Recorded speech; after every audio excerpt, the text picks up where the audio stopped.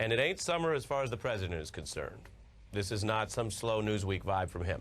President Biden going at what he calls the semi-fascism of certain MAGA Republicans in that party.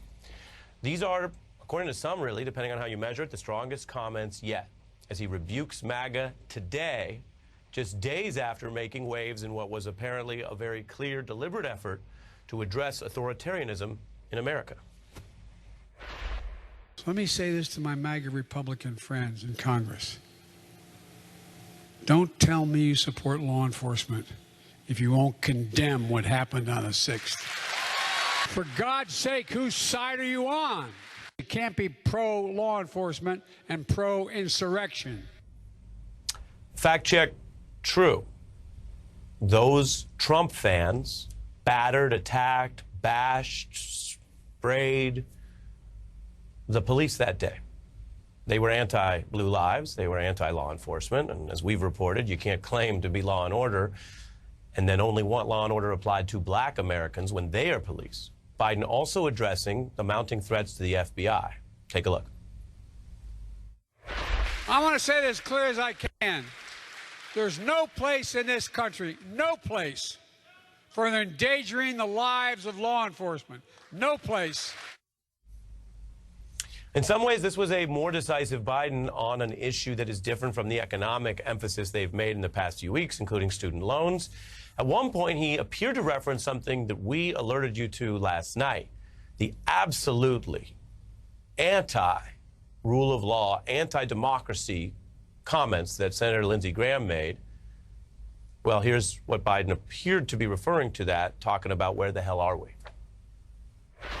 But the idea, you turn on the television and see senior senators and congressmen saying, if such and such happens, there'll be blood in the street. Where the hell are we? If they try to prosecute President Trump for mishandling classified information after Hillary Clinton set up a server in her basement, they literally will be riots in the street. I worry about our country. I'm joined now by Obama veteran Che Kominduri. Che, your thoughts on the substance of what the president said and whether we're seeing any different emphasis here? I think that this goes to Biden's midterm strategy, which is a two-pronged strategy. First, you have to mobilize and energize the Democratic base. The Democratic base currently is mobilized and energized based on the returns from the special elections around the idea of GOP extremism, that the party in power in this country that is creating radical change is not the Democratic White House. It is the Republican Supreme Court, and it is the radical Republicans who have put them in charge. That's the first thing. The second thing is the idea that what really is a problem in American politics right now is this fear that a lot of suburban voters have that Democrats are in some ways soft on crime. Biden is turning the entire argument around. He's saying the people who are soft on crime are the Republicans. Look at January 6th. So I think to combine, this is a very strong message and a very good message for us, for Democrats heading into the midterms. Right. Well, and you're speaking to sort of why this emphasis is coming now. We are just days away. You get past Labor Day and you're into the heart of the midterms. And there were other fundamentals we've reported that were going against Biden and the Democrats. As for this party, you memorably said soon after January 6th that there were parts of the Republican Party that had become riot adjacent. It was one of those things that at the time may have struck some as a reach. Oh, here goes this Obama guy, you're trying to move the goalposts. Behold, just some of what we heard from Tom Cotton, Lindsey Graham, back when they claimed to be against what they called looting in the BLM season of 2020 to what Graham's saying now. Rioting and looting, we have zero tolerance for. Being upset with what happened to Mr. Floyd is absolutely all-American. Trying to occupy part of a city and turn it into a socialist enclave, not. It's all about getting him. They literally will be riots in the street. I worry about our country. Che? Yeah, I mean, I think that when we have to understand, I think we need to be blunt about this. When Republicans talk about crime, they are not talking about crime. They are talking about white grievance and white anger that they are trying to stoke against African Americans. And they are associating crime specifically with African Americans. That is what they are constantly doing.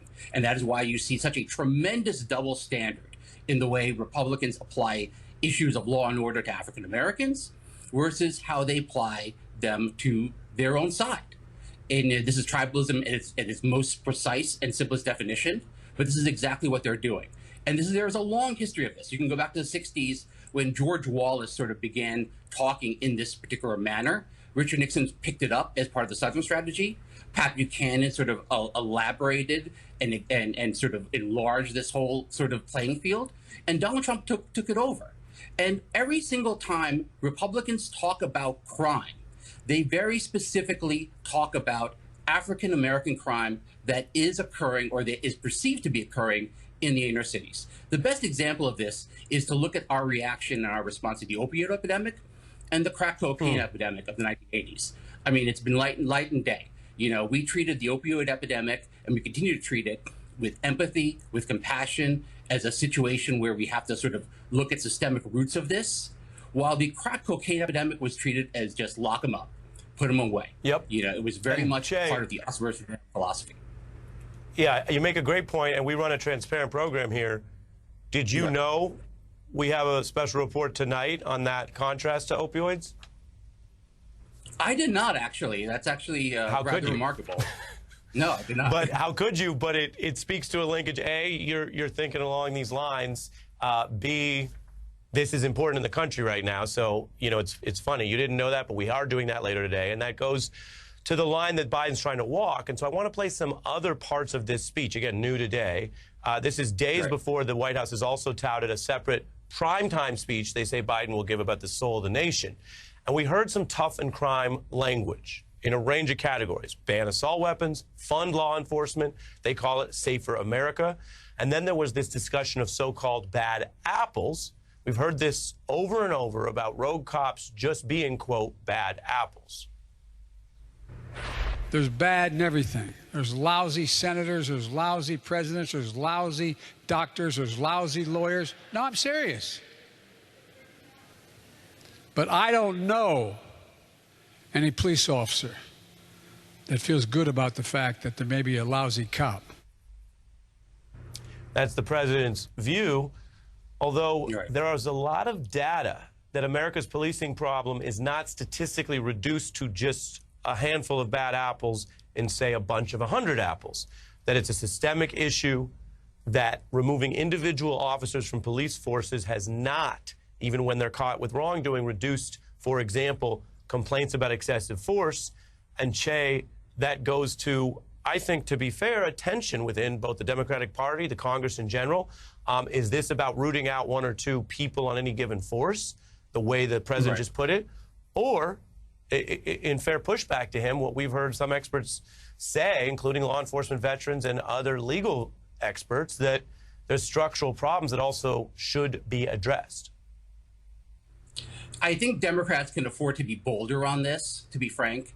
I think we can talk about how we can address some of these systemic issues with policing and also still be vigilant, strong, and tough on crime. The two are not incompatible.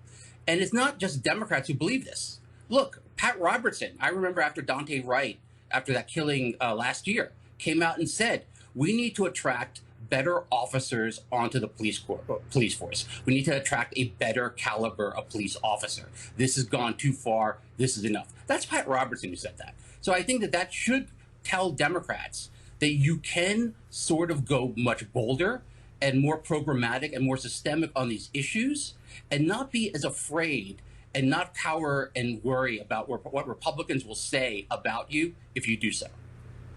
And my final question to you as a political pro then is, given that, do you think, you know, I just have a minute or less for you, but given that, do you think the president was sort of a little bit off script because he's just sort of saying what he thinks, or that sometimes what's called that OG Biden, who wants to sit down with Republicans and make a deal in a party that no longer, as he even warns in separate points in the speech, functions like that? Well, I don't think he's off script. I think this is actually part of his strategy. He wants to differentiate good Republicans from bad Republicans. Now, you may say, where are the good Republicans? That's a question I ask, and I think a lot of our viewers may ask themselves. Where are the good Republicans?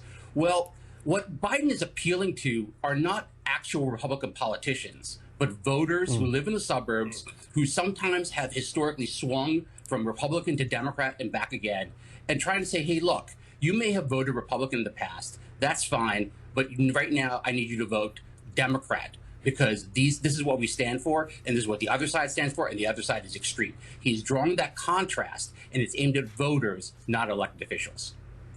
Understood. You were precise as always on a big news day with the president speaking out.